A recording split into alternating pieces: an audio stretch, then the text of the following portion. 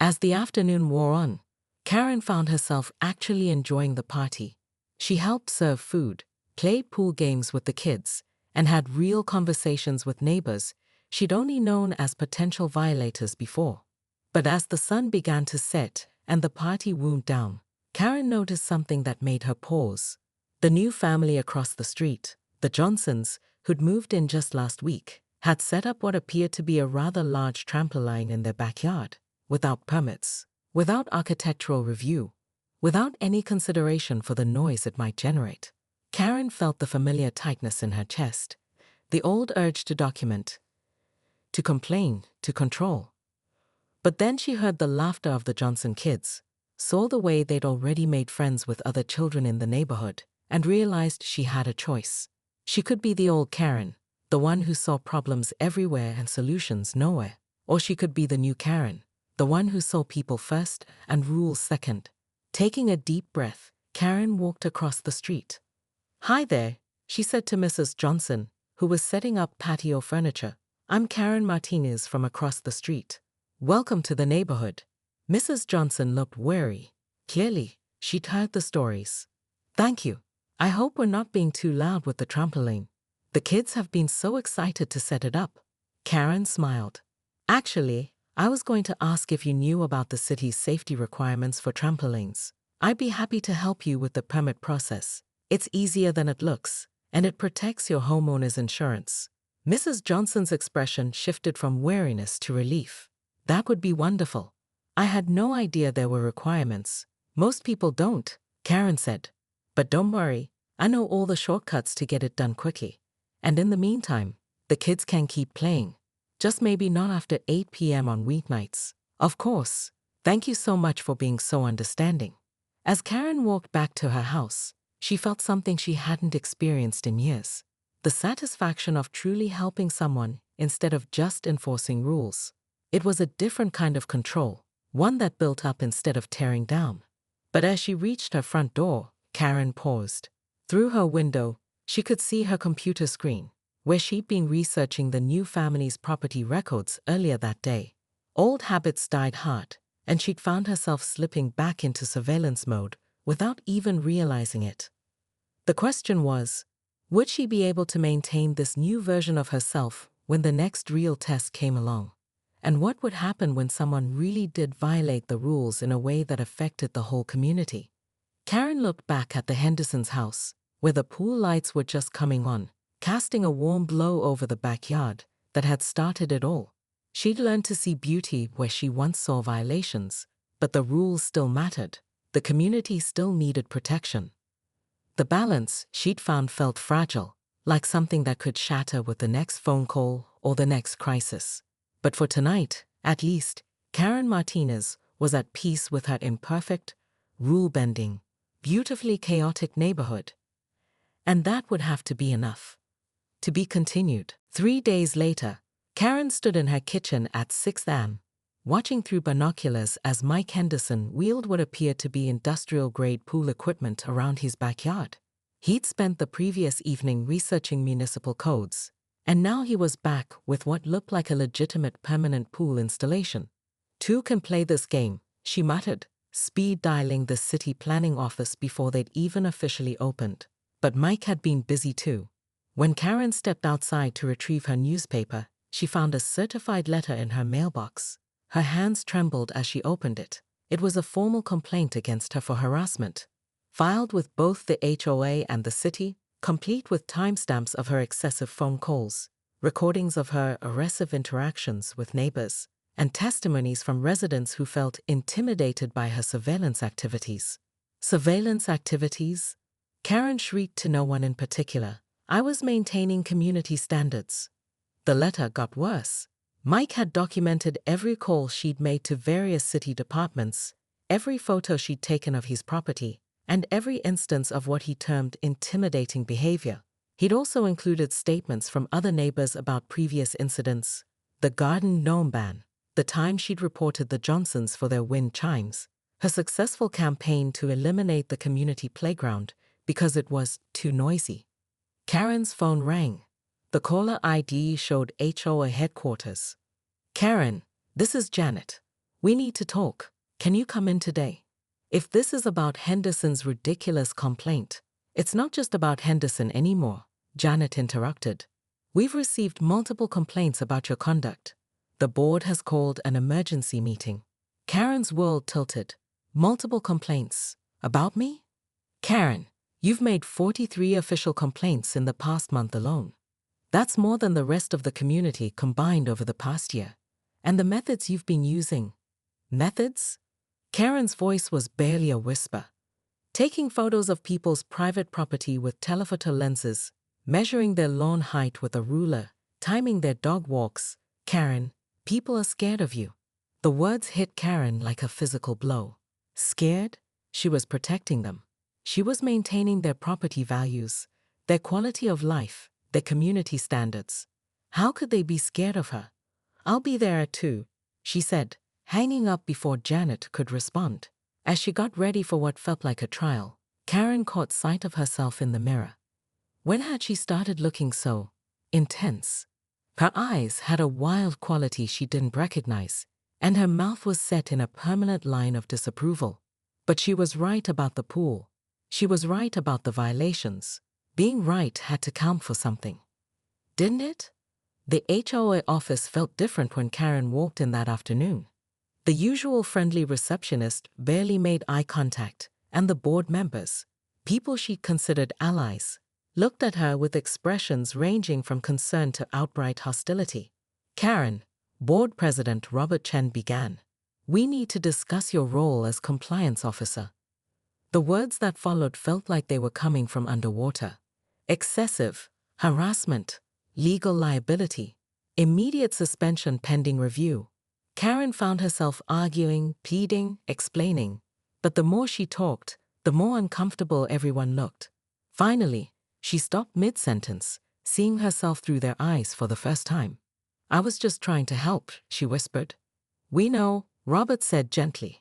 But Karen, this isn't helping anymore. Karen Martinez clutched her morning coffee so tightly that her knuckles went white as she stared over her pristine fence into what used to be the Hendersons' modest backyard.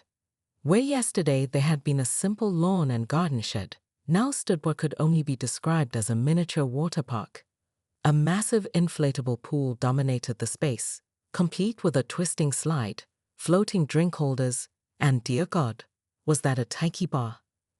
This is absolutely unacceptable, she muttered, her voice rising with each word until Mrs. Chen, from next door, poked her head out to see what the commotion was about. The Hendersons had clearly lost their minds. Not only had they installed this monstrosity overnight, without proper permits, but they'd invited what appeared to be half the neighborhood over for an impromptu pool party. Children were shrieking with delight as they cannonballed into the water, sending waves splashing against her carefully maintained property line. Adults lounged on inflatable flamingos, sipping cocktails at 10 in the morning like they were at some tropical resort. Karen's phone buzzed with notifications from the neighborhood app. Photo after photo of the Hendersons' amazing pool setup flooded her screen, each post garnering dozens of heart eye emojis and comments like, goals. And when's the next party? Not if I have anything to say about it, Karen growled, already scrolling through her contacts for the HOA emergency hotline.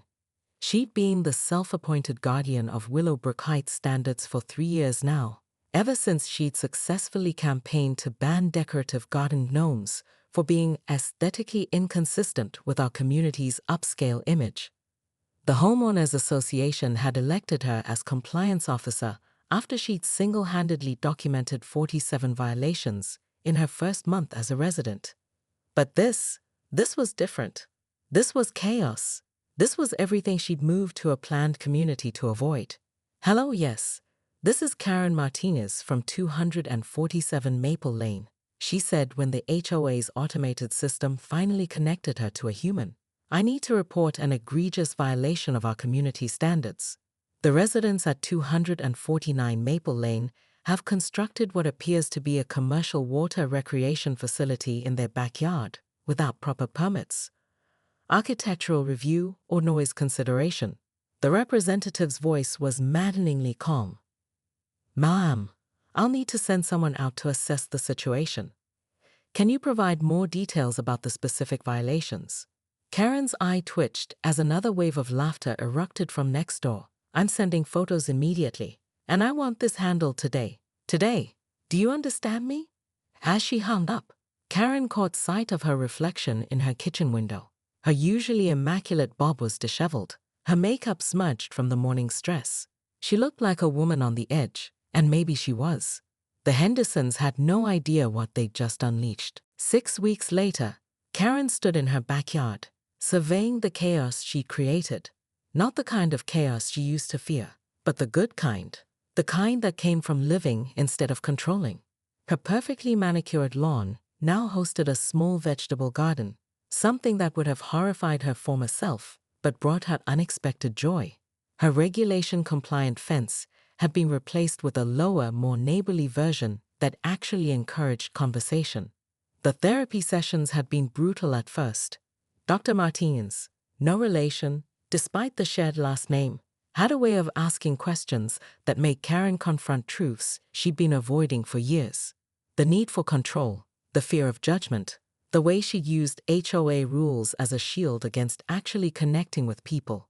It all came pouring out in sessions that left her emotionally drained, but strangely hopeful.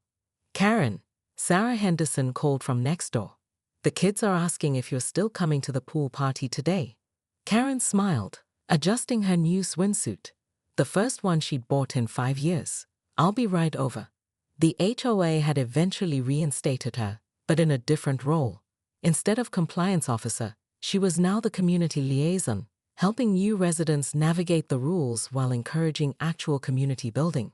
It was harder work than she'd expected, requiring her to find balance between maintaining standards and fostering relationships. The irony wasn't lost on her that her first major success in the new role had been mediating a dispute between 2 neighbors over, of all things, a decorative garden gnome. As she walked toward the Hendersons' gate, Karen caught sight of Mrs. Chen watering her flowers. The elderly woman had been one of her harshest critics during the Karen incident, as it was now known in neighborhood law, but she'd also been one of the first to welcome Karen back into the community. Going to the pool party? Mrs. Chen asked with a knowing smile. First time in years I've been invited to anything, Karen admitted. I'm nervous. Good, Mrs. Chen said. Being nervous means you care. That's an improvement over being angry all the time. Karen laughed, surprised by how easily it came now. Dr. Martinez says the same thing. Smart woman. Now go have fun. And Karen, thank you for helping the Patel family with their fence permit yesterday. You handled that perfectly. As Karen walked through the Hendersons' gate, she was greeted by a sight that would have sent her old self into a panic. Kids running around with wet feet, adults laughing loudly, music playing, and general chaos everywhere. But now, instead of violations, she saw joy. Instead of problems, she saw community. Karen, Mike Henderson waved from the grill. Perfect timing. Burgers are almost ready. She settled into a lawn chair next to Janet Brewster, who was keeping an eye on her grandson in the pool. You look good, Karen, Janet said. Relaxed. I feel good, Karen replied, and meant it. Different, but good. Different how? Karen watched a group of kids playing Marco Polo in the pool, their laughter echoing off the surrounding houses. I used to think my job was to make sure everyone followed the rules. Now I think my job is to make sure the rules help everyone feel at home. Janet nodded approvingly.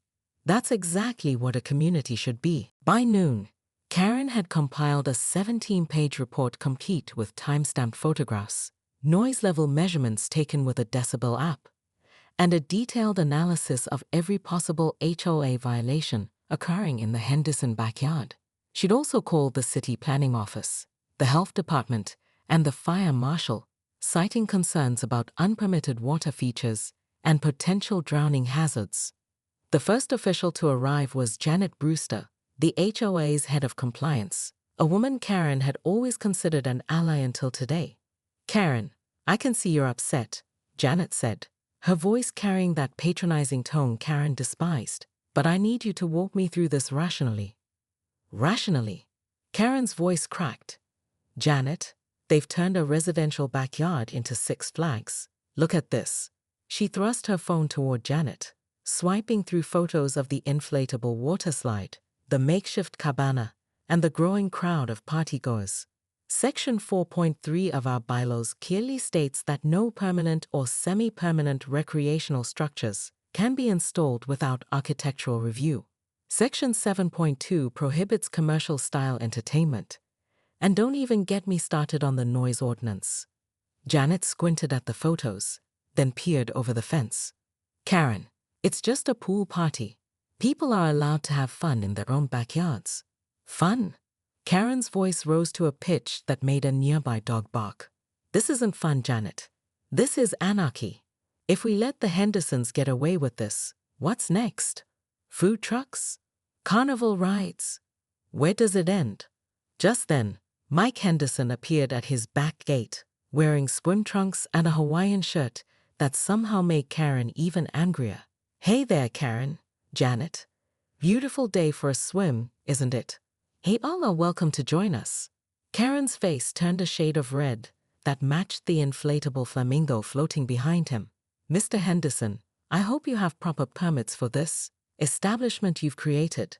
Mike's easy smile faltered slightly. Permits? Karen, it's just a pool. A really big pool, sure, but a pool that requires electrical hookups for the filtration system, plumbing connections, and structural support that could affect property drainage, Karen rattled off, consulting her notes. Not to mention the liability issues and the clear violation of our community's noise regulations. Actually, Janet interjected, pulling out her tablet. I do need to see some documentation, Mike. The size of this installation might require city approval. Mike's smile disappeared entirely. Are you serious? It's an inflatable pool. An inflatable pool the size of a small house, Karen added triumphantly, with modifications that clearly exceed temporary installation guidelines. As Janet began taking official measurements, Karen noticed more neighbors gathering along the fence line. Some looked amused, others concerned. But what bothered her most was the way they were looking at her, not with the respect she deserved as someone maintaining their property values, but with something that looked almost like pity. I'll need you to cease pool activities until we can review this properly, Janet told Mike reluctantly. The party came to a grinding halt. Children's disappointed wails mixed with adult grumbles as Mike began asking everyone to leave. Karen should have felt victorious, but instead, she felt something else entirely. Something that made her stomach twist uncomfortably. This isn't over, she heard Mike mutter as he passed by. Karen clutched her violation report tighter. He was right. This was just the beginning. Karen sat in her car outside the HOA office for 20 minutes after the meeting ended, staring at her phone. The neighborhood app was exploding with activity. Photos of Mike's now legitimized pool installation. Comments celebrating the victory over the HOA Karen. And worst of all, memes. Someone had created actual memes about her.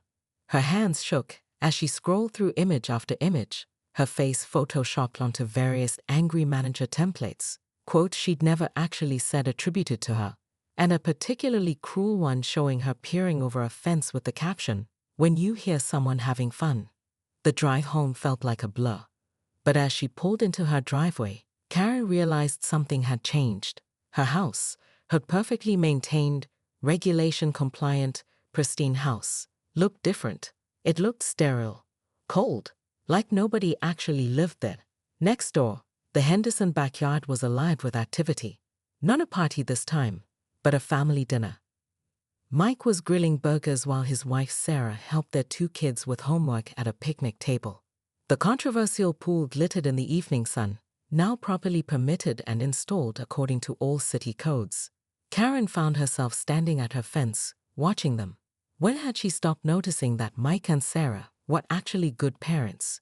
When had she stopped seeing their kids as children and started seeing them as noise violations? Karen, Sarah Henderson's voice startled her. Are you okay? Karen realized she'd been crying. I don't know. Sarah walked over to the fence, her expression cautious but not unkind. Do you want to talk about it? You must hate me, Karen said, wiping her eyes. After everything I've done. Sarah was quiet for a moment. I don't hate you, Karen, but I don't understand you. We moved here because we thought it would be a nice place to raise our kids. We wanted community, you know? But you've made it feel like we're living under surveillance. I was trying to protect the community, Karen said weakly. From what? From families enjoying their backyards? From kids playing? From neighbors actually talking to each other? Karen looked at her own backyard, perfectly manicured, regulation compliant, and utterly empty. I don't know, she admitted. I honestly don't know anymore.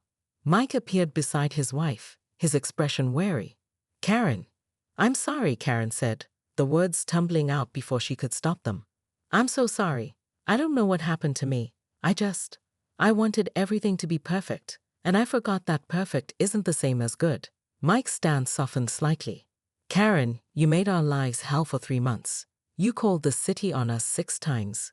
You tried to get our kids banned from playing in their own backyard.